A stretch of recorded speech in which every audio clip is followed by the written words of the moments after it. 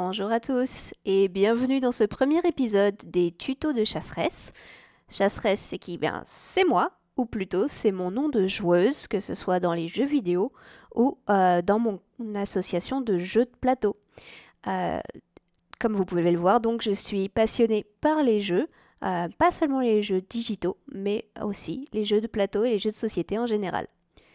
Et du coup, aujourd'hui, je vais vous présenter différentes façons de jouer à des jeux de plateau, des jeux de société, mais en ligne, ce qui peut être bien pratique en ce moment quand vous vivez loin de vos amis ou que vous ne pouvez pas réunir tout le monde en même temps. Il existe des solutions pour pouvoir jouer tous ensemble. Donc, la première chose que je vais vous présenter, c'est un site. On va essayer de présenter des choses qui sont simples d'accès, qui sont peu coûteuses. Et donc, la première chose, ça va être un site qui s'appelle Board Game Arena, boardgamearena.com, qui est un site sur navigateur qui permet de jouer à des jeux de société anciens, classiques et beaucoup maintenant modernes. Voilà. Donc vous pouvez voir ici le site. Nous sommes sur l'accueil de Board Game Arena. Et donc vous avez beaucoup de choses proposées. Donc vous pouvez jouer. Vous avez l'actualité. Vous avez juste la ludothèque présentée pour voir un petit peu tout ce qu'ils proposent. La communauté, donc retrouver des joueurs, retrouver des groupes. Et le forum pour pouvoir partager avec les autres joueurs et aussi avec les créateurs du site. Il faut savoir que Board Game Arena est un site gratuit, mais qu'il est possible de prendre un abonnement premium, comme on peut le voir ici avec le petit fanion, avec le petit meeple. Meeple, c'est un pion en forme de bonhomme qui est très utilisé dans les jeux de plateau avec des poses d'ouvriers.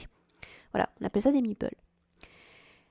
Et donc, moi, par exemple, je n'ai pas de compte premium. Je ne paye pas du tout pour jouer à Board Game Arena, enfin sur Board Game Arena. Mais ça n'empêche que je peux jouer à beaucoup de jeux. Donc, on va cliquer sur Jouer et on va voir un petit peu ce qui est possible. Hop. Oh, regardez en plus, je ne l'ai pas fait exprès, mais c'est mon anniversaire sur Board Game Arena. Ça fait tout juste un an que j'ai commencé puisque je m'étais inscrite, pour le premier confinement et là nous sommes au troisième confinement et ça fait un an que j'y suis. Je suis contente de fêter ça avec vous, écoutez. Donc comme vous pouvez le voir, il y a des petits trophées qui donnent de l'expérience. Ça vous donne des points qui vous permettent d'avoir éventuellement des petites promotions sur les abonnements premium. Ça permet aussi de voir des petits badges assez sympathiques. Ok, donc là, vous pouvez voir mes jeux préférés, sachant que ce n'est qu'une petite partie de mes jeux préférés dans les faits. Vous pouvez en ajouter autant que vous voulez, mais en fait, ça va mettre les jeux aussi auxquels vous avez joué. Donc des jeux que vous connaissez normalement. Donc moi, par exemple, j'ai le Reversi ou Othello, Takenoko, Hanabi, Race for the Galaxy, La Dame de Pique, Dice Forge, Seven Wonders, King Domino, Quarto, Les Inventeurs. Donc déjà, on peut voir que certains jeux vont avoir le petit badge premium ici. Donc ça ne veut pas dire que vous êtes obligé d'avoir l'abonnement premium pour pouvoir y jouer. Donc comme je le disais, ce n'est pas mon cas, je ne paie pas. Mais ça veut dire que vous devez avoir un abonnement premium si vous souhaitez créer une table de jeu. Donc ouvrir une table et pouvoir aussi inviter des amis. Donc, si jamais je voulais jouer à Hanabi, Seven Wonders ou King Domino, il faudrait que je rejoigne une table créée par quelqu'un qui a le compte premium. Ou alors, il faudrait que j'attende qu'un ami qui a un compte premium m'invite à rejoindre sa table. Mais par contre, pour tous les autres, vous pouvez créer des tables, vous pouvez rejoindre des tables également. Et ce qui est intéressant avec Board Game Arena, c'est que vous pouvez jouer avec des gens du monde entier. Donc ça, c'est vraiment très sympathique. Vous pouvez sélectionner les langues que vous parlez et que vous comprenez dans vos paramètres. Pour moi, ça a été donc le français, l'anglais et l'espagnol. Et ça va vous permettre de jouer avec des gens qui parlent ou comprennent les mêmes langues. Ce qui fait que vous pourrez un peu communiquer, ne serait-ce que pour dire bonjour, pour souhaiter bonne chance, pour féliciter, pour faire des petites blagues, etc. Vous pouvez communiquer avec les autres joueurs du monde entier. Donc c'est assez agréable. Vous n'avez pas besoin de connaître les autres joueurs. Le jeu, la plateforme, le site internet trouve des joueurs dans le monde entier à partir du moment où quelqu'un a créé une table. Voilà. On va essayer de jouer. On va essayer de jouer à Quarto, qui est un jeu très simple et très rapide, et pourtant qui est assez riche au niveau stratégique. Donc je vais cliquer ici sur Jouer. Et comme vous pouvez le voir, le site maintenant va essayer de me trouver un adversaire. Nous sommes... oh, bah voilà, il a trouvé quelqu'un directement. Hop, c'est merveilleux. Et on voit que je suis mis en relation avec une personne de Belgique qui parle anglais. Donc, sans doute, quelqu'un de flamand. Donc, Quarto, qu'est-ce que c'est? Donc, c'est comme un 4 à la ligne, comme un morpion, mais avec 4. Et il va falloir que je place la pièce, cette-ci, qui a été choisie par mon adversaire. Je vais la placer ici. Le but du jeu, ça va être à son tour d'aligner 4 éléments qui ont un point commun. Ça peut être la taille, haute ou petite. Ça peut être le fait qu'il soit creux, le fait qu'il soit plein, le fait que ce soit une pièce blanche ou une pièce marron. Donc là, c'est mon tour de choisir une pièce pour mon adversaire. Et je vais lui choisir celle-ci. Comme vous pouvez le voir, il y a un petit timer qui permet aux gens de ne pas réfléchir trop longtemps, parce que sinon, certaines parties pourraient prendre des heures, quoi. Alors, donc, mon adversaire a choisi cette pièce. C'est la petite particularité de Quarto, c'est que c'est l'adversaire qui choisit ce que vous devez jouer. Hop. Je vais le poser là. Voilà.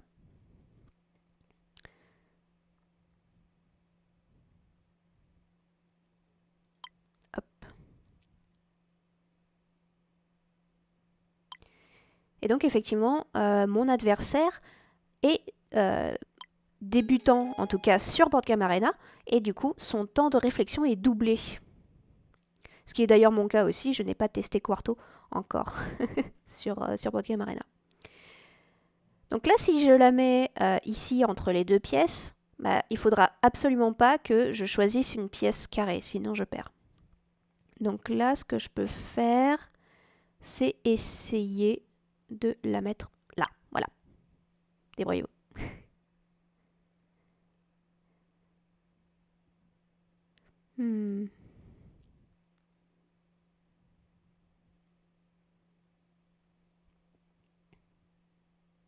Voilà, celle-ci. Donc il est possible de discuter sur cette table, et ça me fera discuter avec mon ou mes adversaires, en sachant qu'ici, Quarto est un jeu uniquement à 2 joueurs.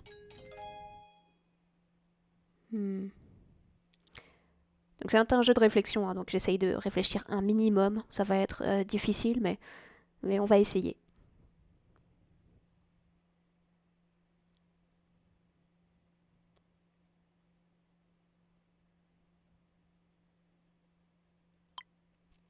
Voilà, comme ça bloque un petit peu. Alors il faut pas que je choisisse une pièce petite, sinon j'ai perdu.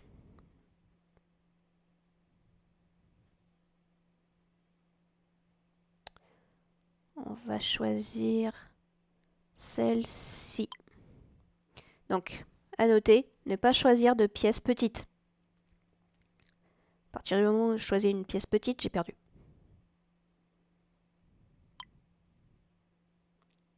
Aïe, aïe, aïe, aïe, aïe. S'il me donne un cylindre ou une pièce petite, j'ai gagné.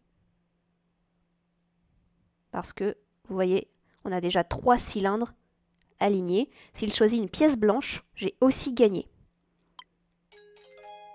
Eh bien, je le place ici. Cela fait 4 cylindres et j'ai gagné. Voilà, c'est comme ça qu'on joue à Quarto. Donc là, vous voyez, je gagne des points. C'est ma première victoire sur Board Game Arena.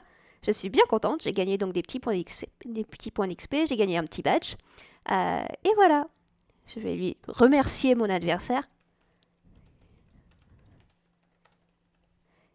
C'est toujours sympa d'être aimable et courtois avec ses adversaires, éventuellement de rigoler un peu. Et je vais lui donner un petit pouce en l'air. Les petits pouces en l'air, ça veut dire que cette personne est un joueur réglo, c'est-à-dire qu'il n'a pas quitté la partie en pleine... enfin comme ça, il n'est pas quitté et abandonné. Ils n'ont pas été insultants, et au contraire, tout s'est bien passé, et du coup ça va lui donner des points de karma. Je vais quitter la table de jeu, voilà. Il était possible... oh dis donc, regardez-moi ça. Aujourd'hui, que de trophées! Que de trophées! Donc j'ai atteint les points de karma, les 100 points de karma, donc les 100%. À quoi ça sert les points de karma? Voilà, donc j'ai des notifications. On va aller un petit peu sur mon compte. Hop, donc effectivement, ça fait tout juste 1 an que je me suis inscrite. C'est merveilleux. On peut voir donc quelle langue j'ai indiqué parler. Et on peut voir que j'ai des amis. Donc ce sont des gens que j'ai ajoutés manuellement ou qui m'ont invité et pour lesquels j'ai accepté l'invitation. Je suis aussi dans un groupe, c'est mon groupe de jeux de plateau en physique, mais malheureusement, bien sûr, en ce moment, ce n'est pas possible de jouer ensemble. Donc, on joue sur Board Game Arena. Et donc, j'ai de la réputation. Ma réputation, regardez, regardez, ma réputation est parfaite. Donc, j'ai atteint les 100 points de karma. Donc, c'est que mes adversaires m'ont donné des petits pouces verts et également que je n'ai pas quitté de partie en plein milieu. Ce qui est très embêtant parce que les vainqueurs ne gagnent pas de points si l'adversaire a quitté la partie. Et du coup, quitter une partie en cours, ça fait perdre 10 points de karma. Et en fait, on peut ne pas accéder à certaines tables si l'on n'a pas suffisamment de points de karma. Pour être honnête, je n'ai jamais vu de personnes qui avaient moins de 98 points de karma, enfin moins de 95%. Je crois qu'on commence à 90. Les gens sont vraiment très gentils, très sympas sur Board Game Arena, vraiment. Mais bon, voilà. On sait jamais, il y a des gens qui, comme on dit, rage quit, ils quittent les tables parce qu'ils savent qu'ils vont perdre, ils sont mauvais joueurs, et quand on joue aux jeux de société, les mauvais joueurs, c'est pas très très sympa. Et donc c'est pour ça que Board Game Arena a mis en place ce système de points de karma pour permettre aux vainqueurs de gagner de bonne foi, et aux mauvais joueurs de se calmer un peu. Voilà, voilà. On va voir un petit peu si on peut créer une table. Alors. Donc ça, ce sont mes préférences. Je suis bien contente. Donc j'ai des points. Hein. On peut voir que j'ai des points sur certains jeux. Si on perd quelques points, mais c'est peu. C'est surtout la victoire qui va être positive.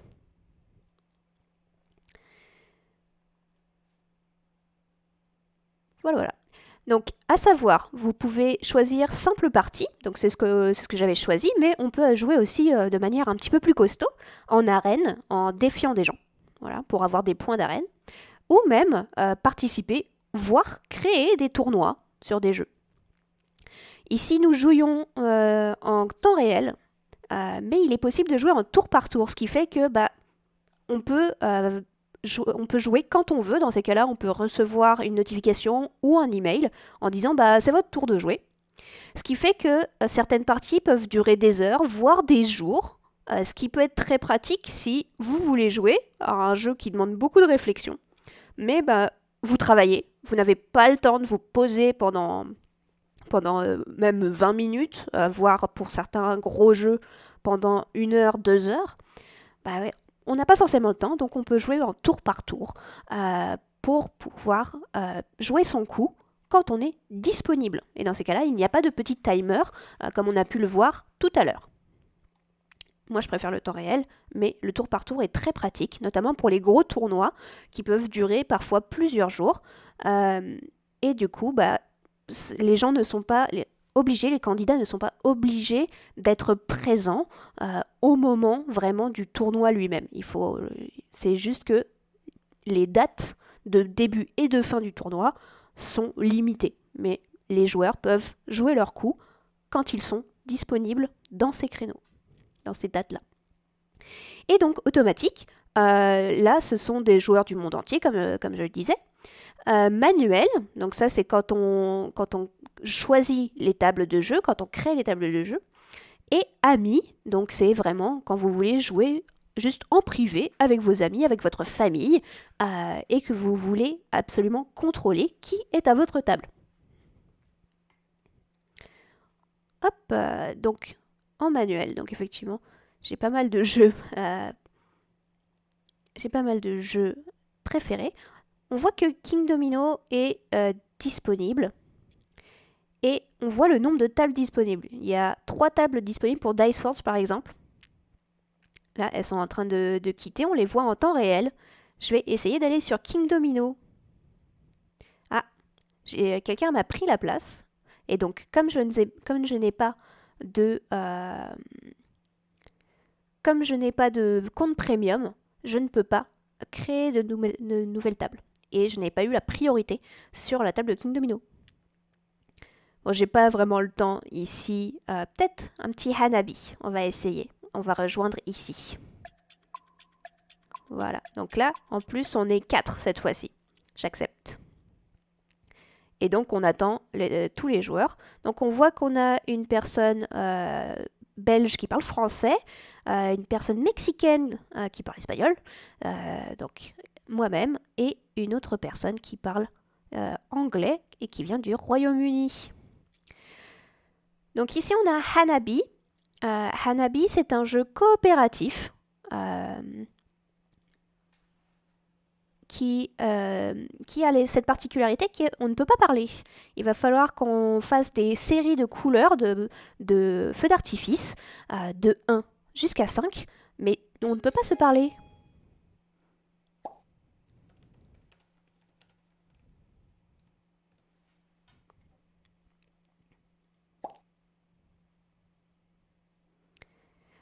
Donc c'est à moi de donner un indice ou de choisir une de mes cartes. Je ne vois pas mes cartes, je ne sais pas ce que j'ai. Tout ce que je peux faire, ça va être indiquer une couleur ou un chiffre. Donc là, je vois que, par exemple, mon adversaire, mon coéquipier, pardon, ici, a du bleu, un 4 bleu, un 1 vert, un 4 blanc et un 3 vert. Et ici, on a quelqu'un qui a beaucoup de bleu et beaucoup de 1 aussi.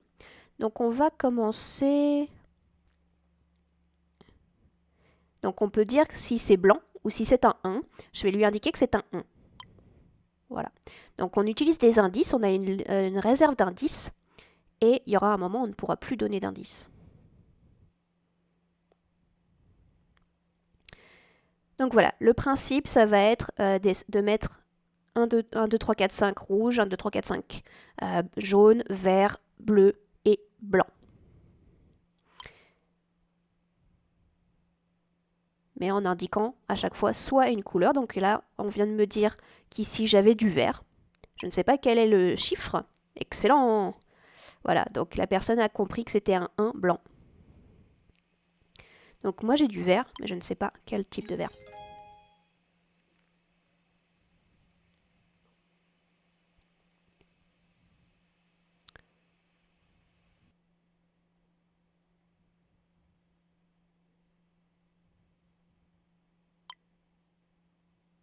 Ok, donc Là, il a tenté de placer le 3.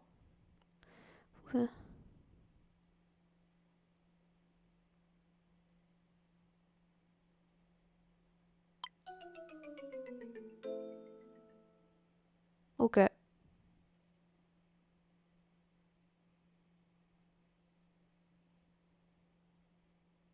Ok, donc ils ont décidé de quitter la partie. Bon, apparemment, ils avaient des règles un peu libres sur le jeu, hein, parce que normalement, il ne faut pas communiquer. Et en fait, ils me disaient un petit peu quoi jouer, ce qui n'est pas très très réglementaire, mais bon, c'est pas grave. Ils étaient, ma foi, fort sympathiques. Ok. Donc voilà, c'est comme ça qu'on peut jouer à certains jeux, à beaucoup de jeux de plateau. On va voir d'ailleurs un petit peu ce qui est possible sur, Board Game Arena. Alors, il y a quelques suggestions ici. Donc, comme j'ai joué à Quarto, il me propose par exemple Puissance 4. Le 6 qui prend parce que j'ai joué à Hanabi, etc. Donc, les jeux les plus populaires, on peut voir qu'il y a Carcassonne, il y a Seven Wonders Duel, donc le 6 qui prend, Terra Mystica, Seven Wonders, King Domino. Et il faut savoir, bien sûr, que ce site internet utilise des copies légales. Ce sont des versions légales qui sont autorisées par les éditeurs. C'est quelque chose de très très important. Ce ne sont pas des versions piratées ou des versions créées comme ça un peu en copie par des gens. Non, non, ce sont des versions officielles. Ce ne sont pas des versions digitales des jeux comme on va pouvoir le voir juste après. Ce sont des versions de Board Game Arena qui ont été créées en collaboration avec les éditeurs de jeux pour essayer de recréer le mieux possible la sensation de table virtuelle. Voilà. Donc, comme c'est gratuit, vous voyez que ces versions-là sont un peu brutes de décoffrage, disons. Mais très franchement, c'est vraiment très correct pour pouvoir jouer à des jeux qui sont même très récents et qui sont vraiment excellents. Donc Hanabi, Seven Wonders, Welcome to Your Perfect Home, Res Arcana qui a eu l'As d'or, je crois 2018, Potion Explosion qui vient de revenir d'ailleurs dans une deuxième édition et qui était pendant longtemps indisponible, Race for the Galaxy, avec toutes ces extensions, il est possible avec le compte premium d'utiliser les extensions, mais on peut jouer aussi à des jeux beaucoup plus classiques comme le tarot. Donc c'est vraiment vraiment très agréable. Et depuis un an, forcément, le site s'est énormément développé et du coup les éditeurs ont eu beaucoup plus de possibilités de proposer leurs jeux et même Board Game Arena a eu aussi beaucoup plus de collaboration avec des gros éditeurs, ce qui n'était pas forcément le cas auparavant. Il n'avait que euh, quelques jeux vraiment récents qui étaient déjà très très bons, il n'y a pas de souci. Mais maintenant, il y a beaucoup plus de sorties de jeux récentes qui sont adaptées directement sur Board Game Arena. Pour Seven Wonders, maintenant on a la deuxième édition qui est sortie en 2020. Pour Takenoko, ils sont en train de faire la bêta de la deuxième version des règles de Takenoko. Alors, ça fait un petit peu débat en ce moment entre les joueurs de jeux de plateau parce qu'ils sont pas très très contents des modifications. Mais bon, ça n'empêche, il est possible donc de tester des jeux ou de tester même de nouvelles versions de jeux sur Board Game Arena. Donc non seulement c'est pratique pour jouer quand on est à des amis qui ne sont pas très joueurs et du coup bah, on peut trouver des tables du monde entier, avec des gens du monde entier. Il est possible également de jouer entre amis si on ne peut pas se réunir, comme en ce moment, ou même de manière générale, si vos amis habitent dans une autre région ou même dans un autre pays, ce qui est mon cas, vous pouvez sur Podgame Arena. Voilà. Mais c'est un petit peu brut de décoffrage. Donc, une autre proposition, ça va être d'acheter des versions digitales de jeux. Donc, vraiment, ici, ça va être de trouver les versions officielles créées par les éditeurs de jeux eux-mêmes et pas par Board Game Arena en collaboration. Et donc pour ça, on va passer sur Steam, que vous connaissez sans doute si vous vous intéressez aux jeux vidéo, puisque c'est une plateforme de jeux digitaux, voilà, de jeux vidéo en ligne, de manière digitale. Voilà. Et il y a toute une catégorie de jeux maintenant, de jeux de société, et là j'ai en plus sélectionné les jeux de plateau, un petit peu pour vous montrer. Et donc on peut voir qu'il y a une version digitale de Uno, de Monopoly, de Blood Bowl, pour ceux qui connaissent, c'est du football américain mêlé à Warhammer, donc avec des orques, des gobelins, des elfes, c'est assez rigolo. Gloomhaven, qui est une énorme boîte, c'est un jeu de rôle, de campagne qui dure des mois, une boîte énorme. Et donc il y a une version digitale. Terraforming Mars, alors apparemment la version digitale est pas très très bonne.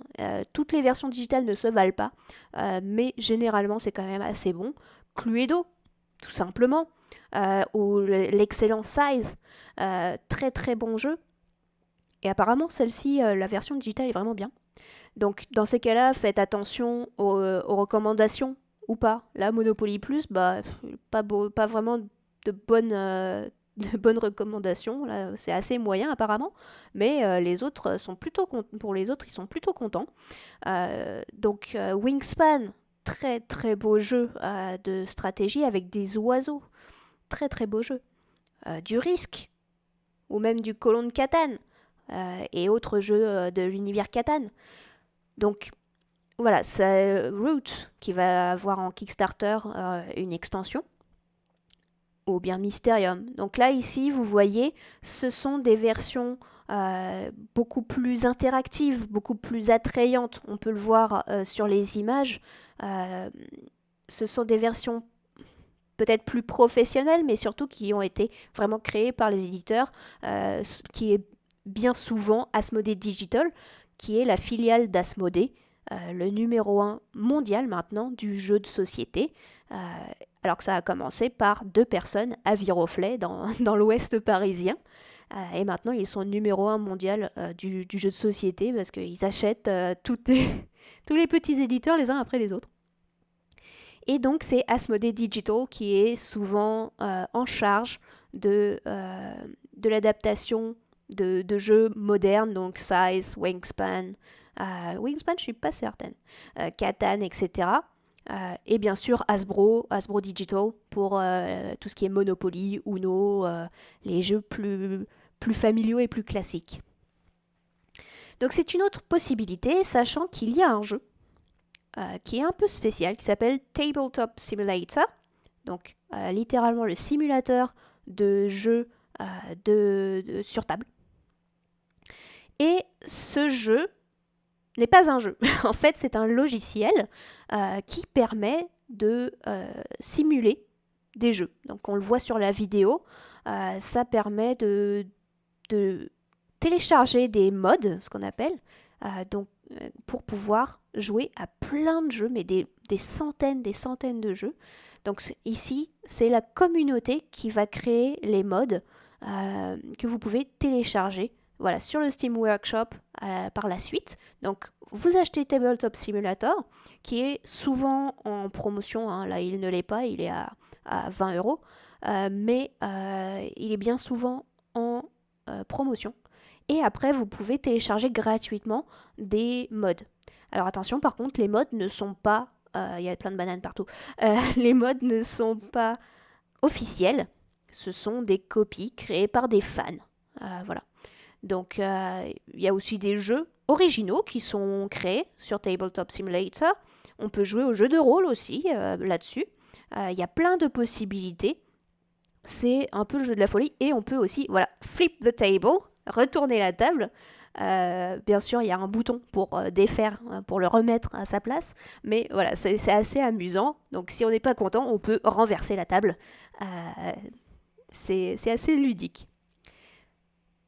Donc voilà, sur Steam, ça va être ça. Soit vous achetez directement les versions digitales de jeux officiels, soit vous achetez Tabletop Simulator avec des mods qui ne sont pas officiels mais qui sont tolérés par les éditeurs, puisque ça leur fait quand même une bonne pub, et ça permet à certains joueurs de tester des jeux euh, sans avoir à bouger ou alors à trouver le jeu en physique, ce qui par la suite peut entraîner l'achat du jeu. Donc c'est quand même une bonne vitrine pour les éditeurs de jeux, parce que quand même, contrairement à un livre où on peut à peu près comprendre sur la couverture, la quatrième de couverture, de quoi il s'agit, ou d'un film, bah pour les jeux, ce qui est quand même très important, ça va être la sensation de jeu. Est-ce qu'on s'amuse? Est-ce que ce jeu est pour nous? C'est vraiment très important. Et donc Tabletop Simulator et Board Game Arena permettent ça. Ça va permettre de tester aussi des jeux. Est-ce que ça vous plaît? Et du coup, après, est-ce que potentiellement vous allez l'acheter en physique?